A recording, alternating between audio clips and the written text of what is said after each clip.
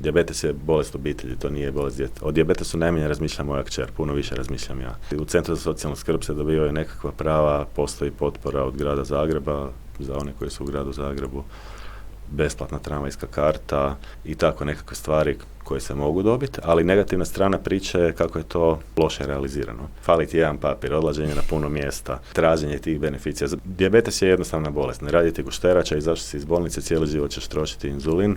Meni bi bilo logično ko kad, ne znam, u bolnici moraju prijaviti nekakvo obiteljsko nasilje, zašto ne bi bilo, ako je izašlo dijete iz bolnice, da se to prijavi i da automatski se neka prava ostvare.